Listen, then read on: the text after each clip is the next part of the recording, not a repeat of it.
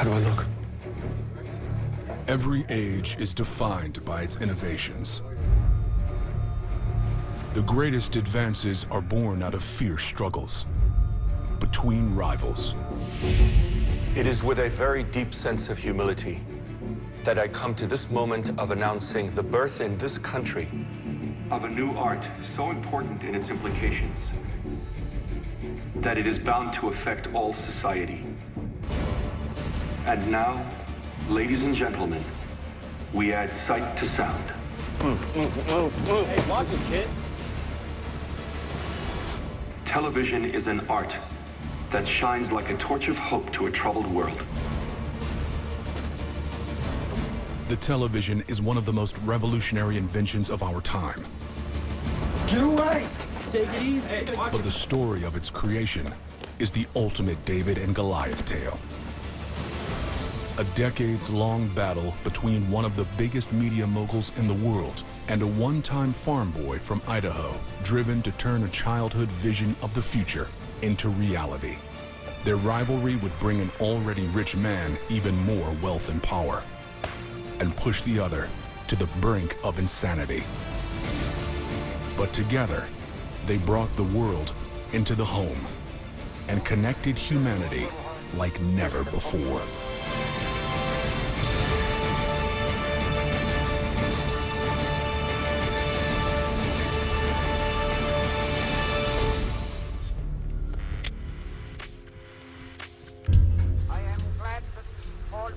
In the early 20th century, a new invention has captured the imagination of the world. A device known as the radio. Radio changed America. All of a sudden, the nation can participate in a single event at the same time. Before this, if a big event occurred in Washington, people on the West Coast would hear about it hours later, days later. Radio brings the nation together in real time in a way that had simply not been possible before. One man sees the potential of the budding radio industry and wants to dominate it. Thank you. Good morning. How are we today? Mr. Sarnoff, Yes. the lawyers are right. They are. Mr. Good for them. Sarnoff, the annual report's ready. I don't like that title. Change that right away, please. Thank you. Good morning, sir. gentlemen. His name is David Sarnoff, and he's the general manager of RCA, the leading radio broadcast company in America.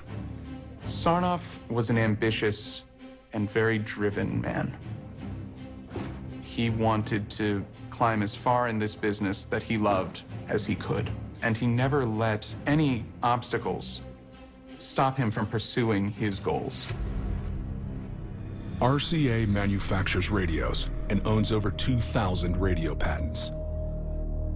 Sarnoff believes the patents are where the big money is to be made. What do you see, gentlemen? I see the parts to a radio. What I see is the technology that goes into the radio. 75% of all radios were sold by other companies. That's how we make our money. License the patents. We turn our competitors into customers. Every time they sell a radio, we make money. Sarnoff was able to create power for himself and RCA by taking all the inventions in the radio world and putting them together into one asset. So anyone who made a radio had to license the patents from him. He was a genius because he saw the whole ecosystem of radio. That it wasn't just a technological invention, it was an entire industry. It's my honor to introduce tonight's main speaker. Today, radio is a household word. For those of us in the industry, he is not just a leader, he is radio. Ladies and gentlemen, I give you David Sarnoff of RCA. As radio's popularity surges, RCA's profits soar. David Sarnoff has built a media empire.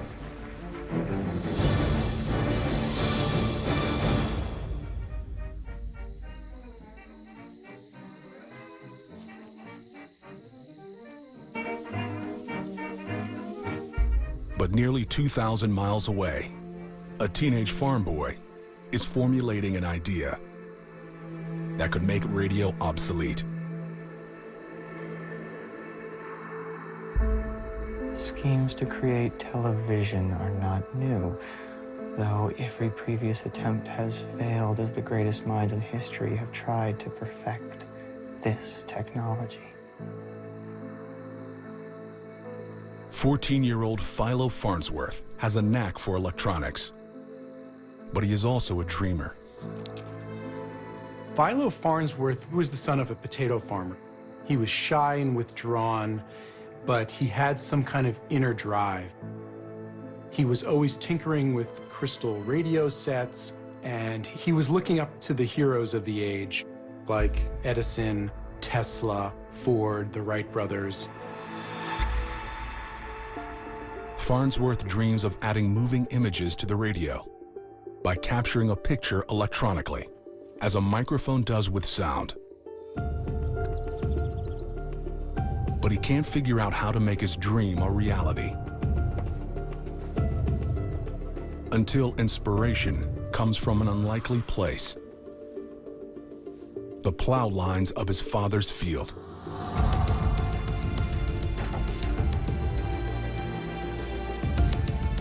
Farnsworth had the natural talent for science, and it suddenly occurs to him that it would be possible to build a device that would scan an image line by line, the same way your eye scans the pages of a book.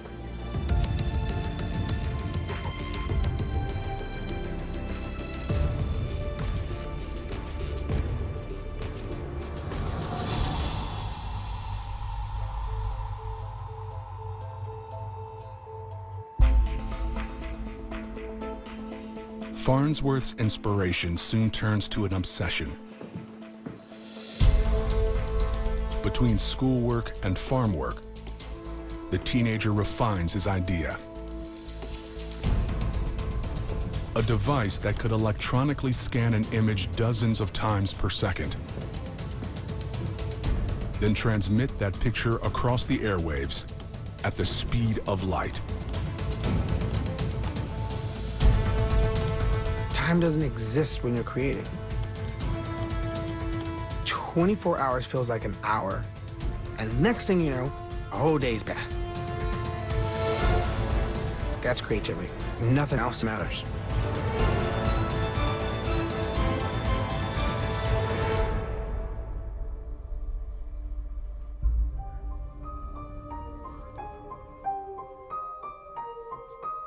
You're the only person I know who might understand this idea.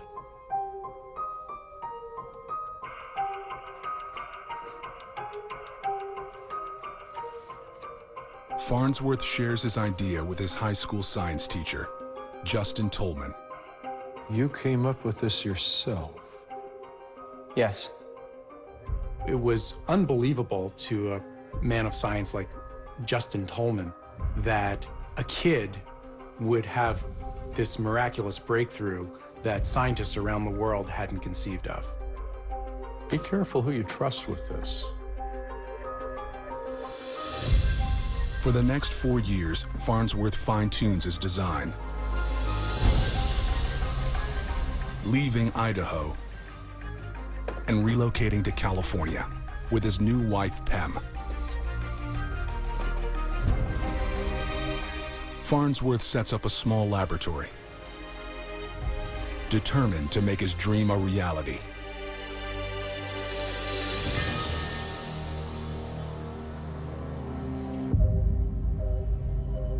It sends images through the air without wires, and it's called television. Now, the key is... In a stroke of good fortune, the Crocker family, one of the original investors in the Transcontinental Railroad, gets wind of Farnsworth's idea and wants to invest.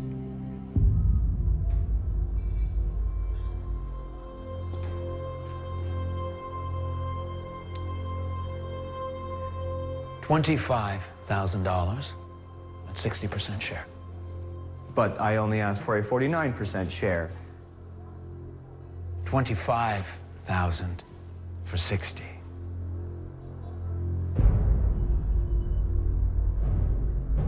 It was a difficult decision that he had to face, which was, I need to raise money to build my television, to get it out into the world.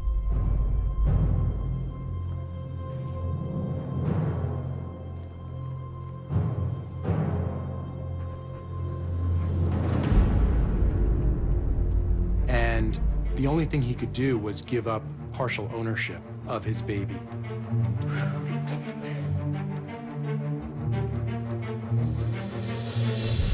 The investment is enough for Farnsworth to jumpstart his small lab and build a prototype of his television. It takes an entrepreneur and perhaps a team of people that get behind an idea and push it and push it. They push to get the capital to fund it. They push against competition that wants to crush it.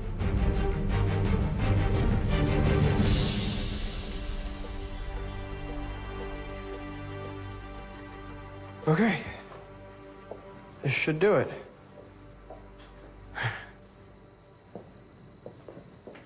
All right, Cliff. Let's get that curtain shut. Farnsworth is ready to put his prototype to the test and glimpse the future. All right, hit it.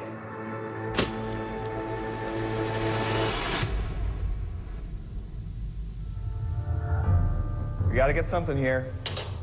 Hold on. Okay, try now.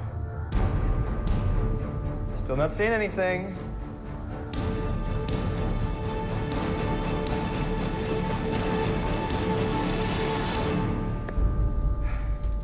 Shut it down. Farnsworth's first attempt is a failure, and his dream of creating a working television hangs in the balance.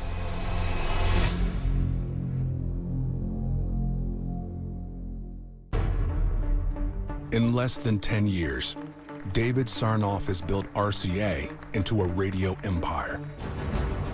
But in San Francisco, a young inventor named Philo Farnsworth has built a prototype of a television, a machine that could crush radio supremacy. There's just one problem. It doesn't work. Farnsworth needed a way for the negatively charged electrons that got shot across the cathode ray tube to stick to the surface of the screen. Positive and negative. Opposites. They attract. So the coating needs to be the most positive element. Farnsworth focused finally on cesium, which was the most photopositive element he could find. And that was really a big part of the breakthrough that made television work.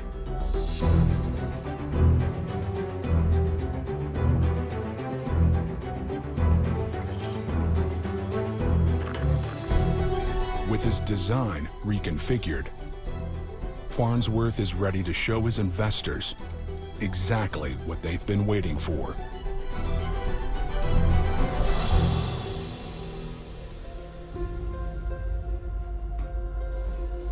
Gentlemen, now, you asked me when you would see dollar signs in this gadget. Cliff? Look right here.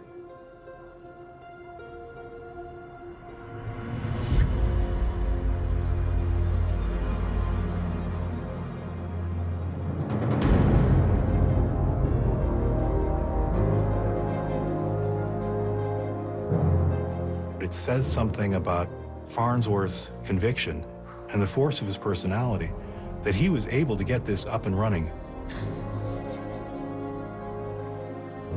One of his investors said, "The ideas in this boy's head will astonish the world." This is going to make us a fortune.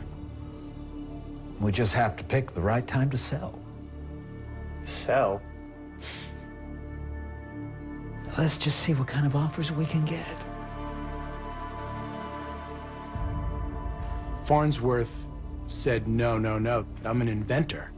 I'm going to use the money from licensing the patents to create more inventions and refine the invention. He wanted to be in control of it. He wanted to be the Edison of television. Farnsworth needs to convince his investors that they'll make more money if they hold on to his invention. Why don't we invite the newspapers? A demonstration.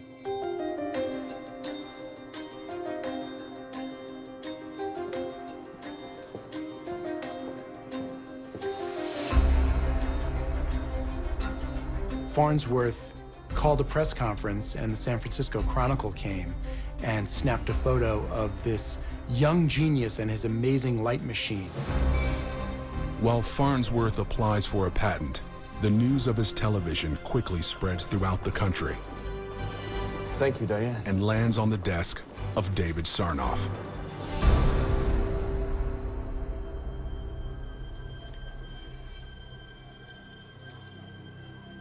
Sarnoff's reaction was a little bit of panic because he was the radio monopoly. And in one sense, television could disrupt the market for radios. People might stop buying radios if they read that in the near future, I could see pictures on this thing. If Sarnoff can patent television first, then RCA could own this new technology, just like they do radio. He had a very keen awareness of how important it was and how much power having a patent could give you in shaping the course of future technological development. But to compete with a mind like Philo Farnsworth, Sarnoff will need someone equally as brilliant. And he finds his man in Vladimir Zworykin. Zworykin was a Russian engineer who was working at Westinghouse in Pittsburgh, who had early designs on electronic television as well.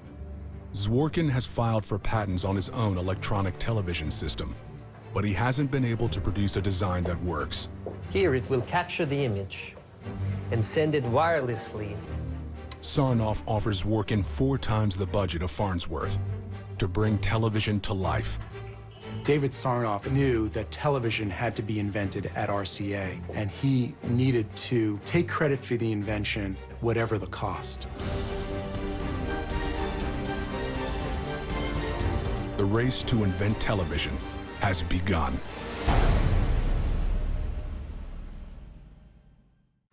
This is going to make us a fortune.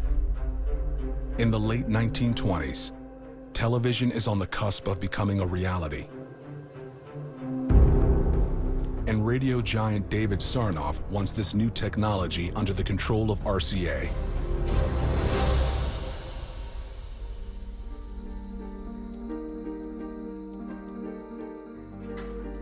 But by August 1930, Philo Farnsworth is already way ahead of him.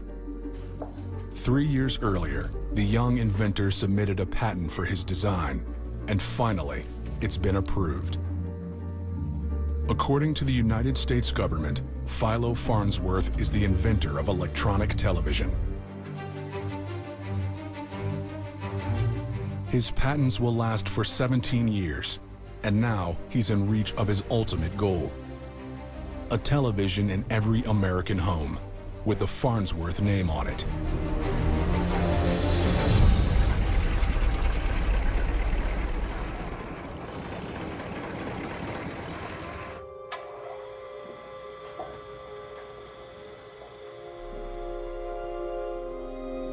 Is that it?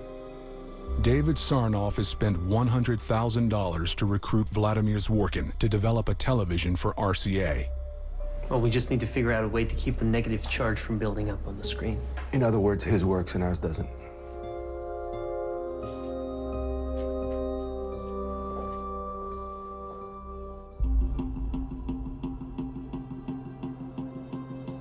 Sarnoff refuses to be beaten to the most important invention of the 20th century. So he makes a bold move to put television at the forefront of RCA. It's impossible to boil David Sarnoff down to one thing. He's either a corporate visionary or the most ruthless robber baron you can possibly imagine. Despite the fact that Farnsworth owns the patent, Sarnoff announces that RCA will invest $1 million in developing a television. David Sarnoff thought that if he couldn't buy up a patent outright, he would steal it. And if he couldn't steal it, he would find a way to delay progress, to give his own team time to do the same thing in a different way. To his way of thinking, that was how the game was played. Farnsworth can see the race is heating up, and if he wants to compete, he has to move fast. Farnsworth faced a choice. Either he could raise massive amounts of capital and begin manufacturing televisions himself, or he could license his patents and begin working with a radio company that knew how to manufacture this kind of equipment. In an effort to get his television to market before RCA, Farnsworth turns to a Philadelphia-based radio manufacturer called Philco.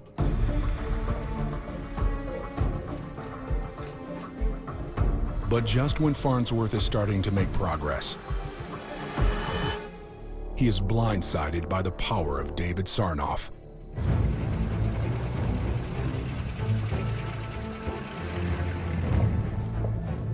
Philco, like almost every other radio manufacturer, has to license radio patents from RCA.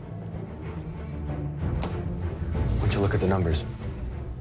And when David Sarnoff learns of their television partnership with Farnsworth, he decides to flex all of his muscle. What Sarnoff ends up doing, essentially, is pressure Philco to get out of television by saying, if you keep working with Farnsworth, we will stop allowing you to use RCA's radio patents.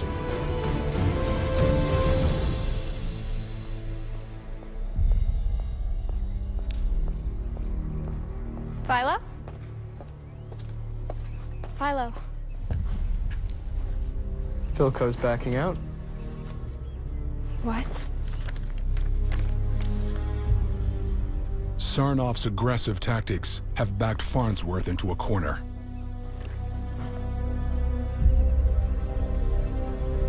If Farnsworth is going to win, he'll have to find a way to strike back. We're gonna sue him. Philo.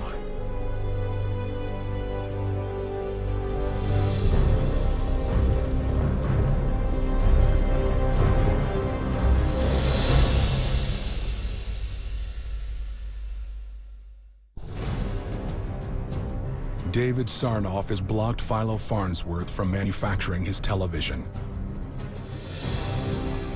But Farnsworth isn't backing down.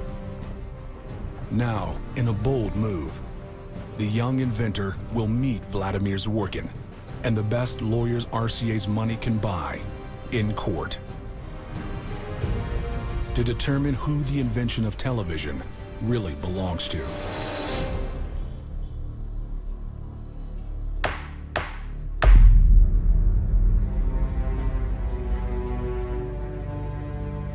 Was television invented by Mr. Zworykin, working with brilliant minds in the world's finest research facility? Or was it invented by a 15-year-old farm boy?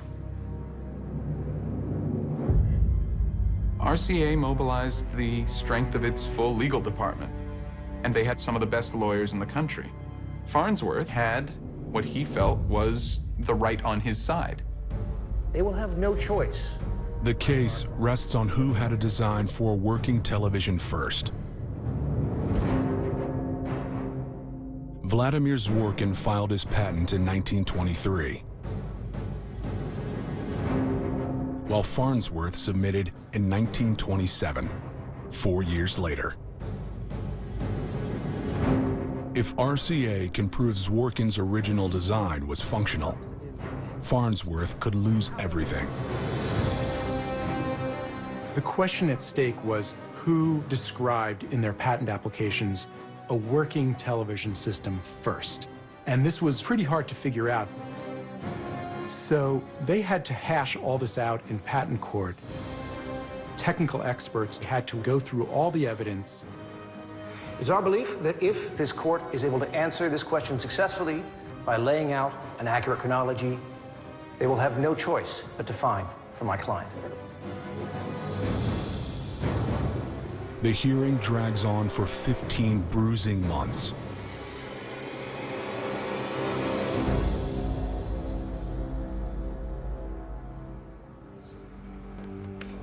Farnsworth's legal fees reached $30,000, over $500,000 in today's money. And the ordeal is taking a brutal toll. The fighting back and forth between his operation and RCA, it's proven a real physical and emotional strain. He turns to alcohol.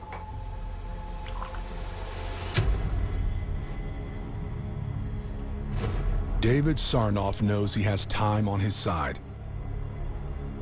The longer deliberations last, the longer he can keep Farnsworth away from his lab and his invention. Important cannot be allowed to distract us from the essence of this case. It's very much a David and Goliath scenario. Farnsworth doesn't have deep pockets, and Sarnoff knows he can spin this out as long as he has to. With no hard evidence to prove that he came up with television first, the case is turning against Farnsworth.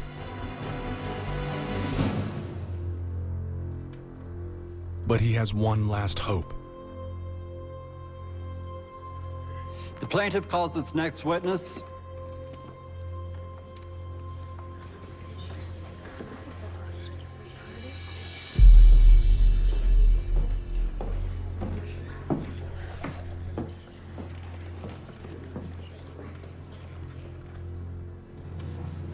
How do you know Mr. Farnsworth? Well, I was his teacher in high school. And how did you come to learn of his idea? One day after science class, he explained it to me. And you evaluated the idea and judged it to have merit, is that correct? As best I could. Where was your training in physics? I studied chemistry and taught it.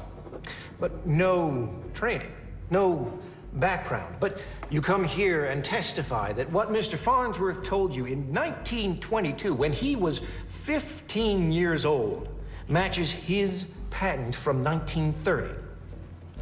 I have proof. He not only told me about television, he drew me a picture.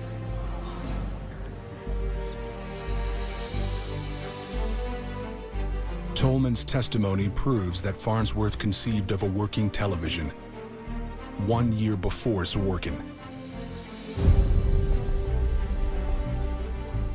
This was an amazingly dramatic moment for Farnsworth because Mr. Tolman remembered this kid as the smartest student he's ever had. So this was a very powerful emotional statement of his teacher coming to his defense to hopefully win this landmark patent war. In fact, Farnsworth's childhood sketch is remarkably similar to his actual plans. On July 22, 1935, Farnsworth is awarded priority of invention. He's free and clear to pursue his dream to make and sell televisions.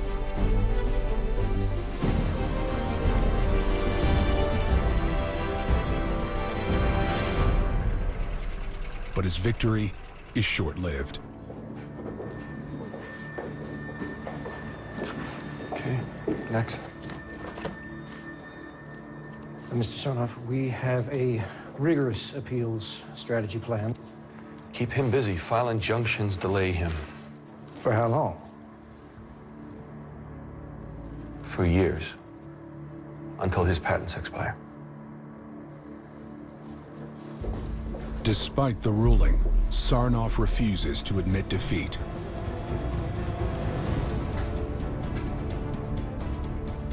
By applying legal pressure and leaning on political connections, he's determined to keep Farnsworth from manufacturing, buying time for Zworykin to build a working television for RCA, one that isn't dependent on Farnsworth's patents. Sarnoff brings his power to bear to suppress any business advantage that Farnsworth might have had. Basically, he's trying to cut off any flow of money and essentially tighten the noose around Farnsworth.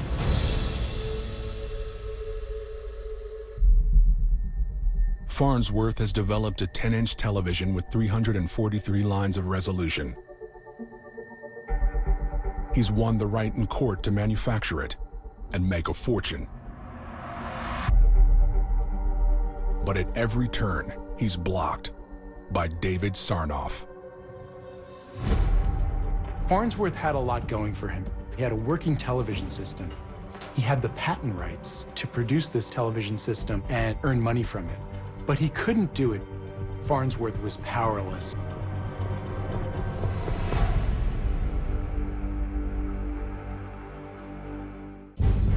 While David Sarnoff keeps Philo Farnsworth from manufacturing his invention, the media mogul begins laying the groundwork for his television empire.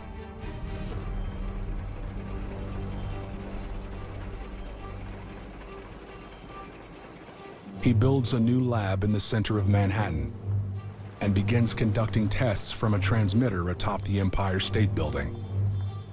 Sarnoff has a grand plan to launch America's first television network called the National Broadcasting Company, or NBC.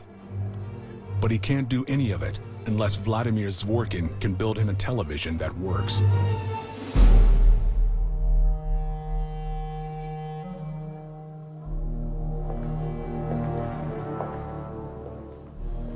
Mr. Sarnoff.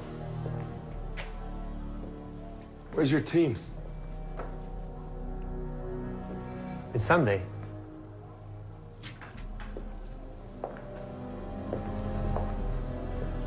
I need you to get me a television that I can sell.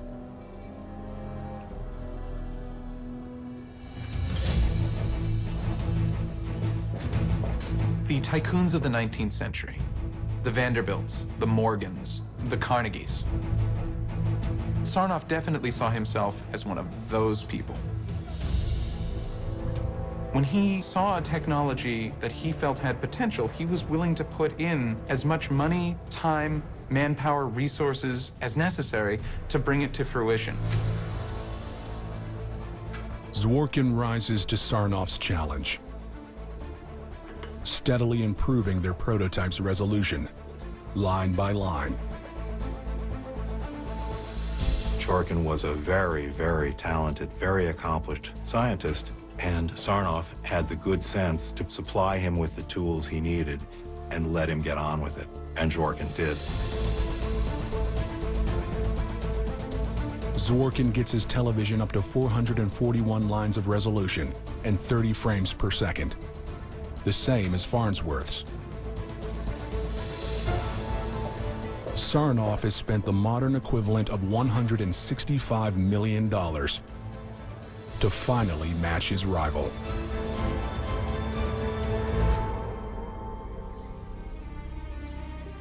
Farnsworth has spent less than a tenth of what Sarnoff has, but the physical and mental toll has been high.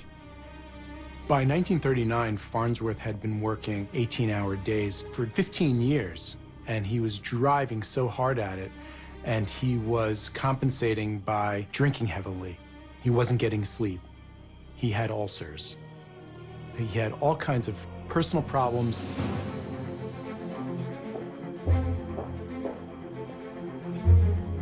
There was an enormous cost to Farnsworth of the ongoing struggles, but he always rallied.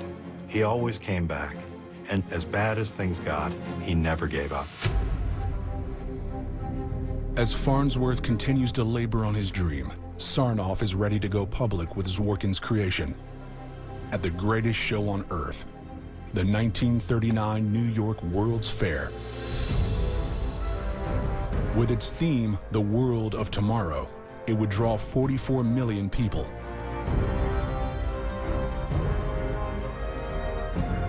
The world is about to be introduced to television.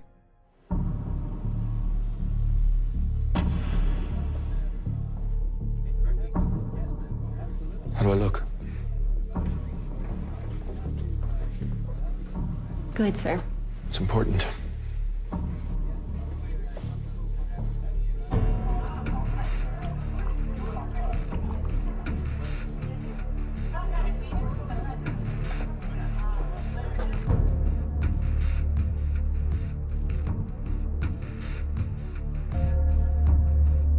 It is with a very deep sense of humility that I come to this moment of announcing the birth in this country of a new art so important in its implications that it is bound to affect all society. Television is an art that shines like a torch of hope to a troubled world.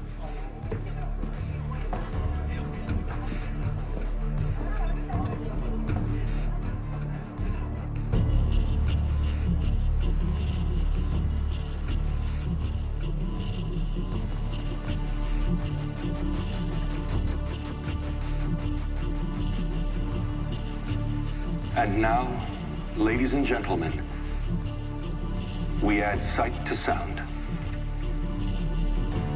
Move, move.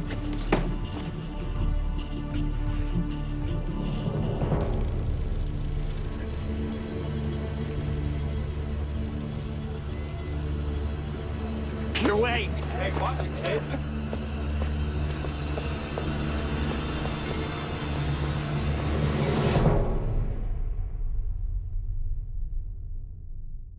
It is with a very deep sense of humility that I come to this moment of announcing the birth in this country of a new art so important in its implications that it is bound to affect all society.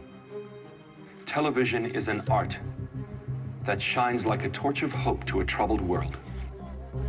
David Sarnoff has beaten Philo Farnsworth in the battle to introduce America to the technological marvel of television. Get away! Hey, watch it, kid. Even though the courts named Farnsworth the creator of television, it's Sarnoff who's getting all the credit. Farnsworth was powerless to overcome that kind of publicity. Farnsworth was essentially done in by the power of his own invention. The hidden power of television was you could create an image that was perceived as reality, and you could not overcome that.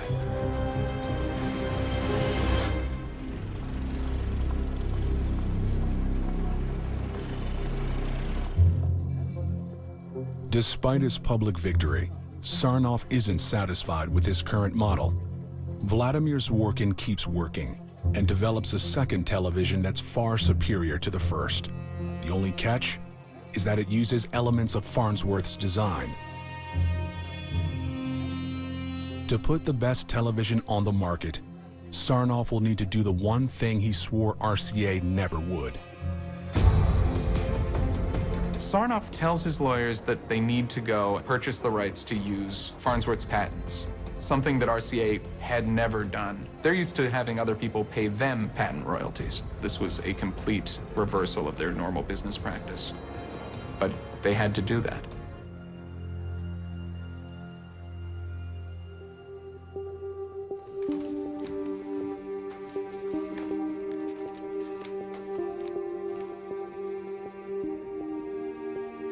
It's the payout that the inventor has always wanted.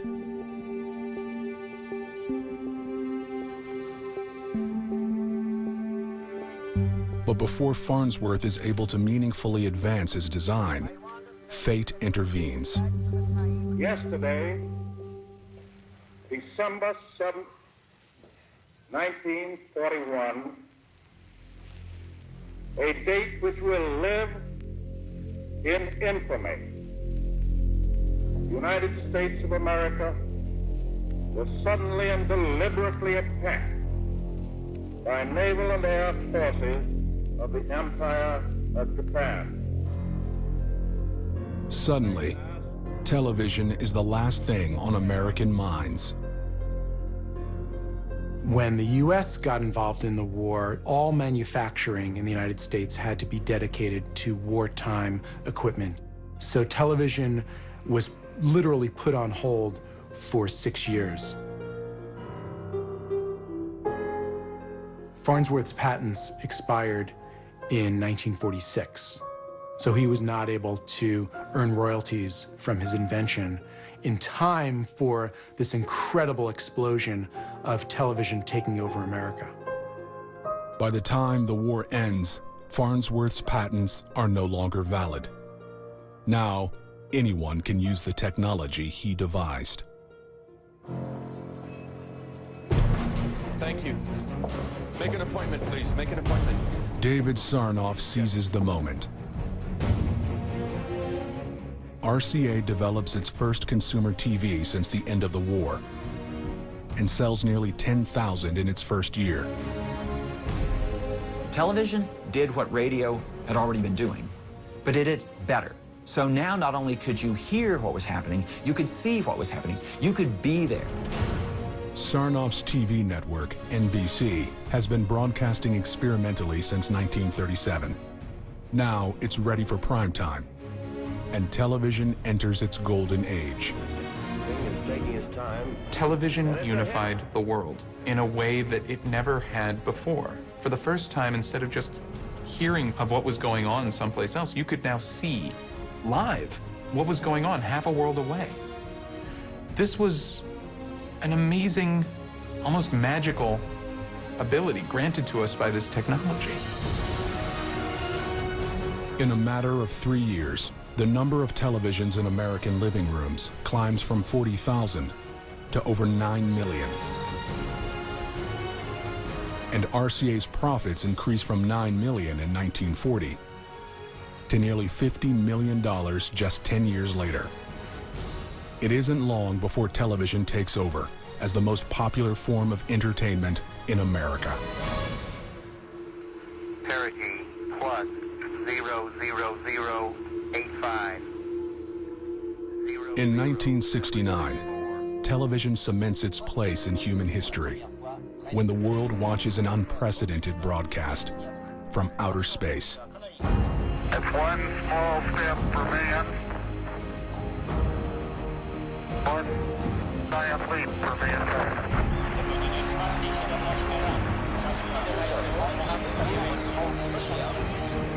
Oh, that looks beautiful, Freddie.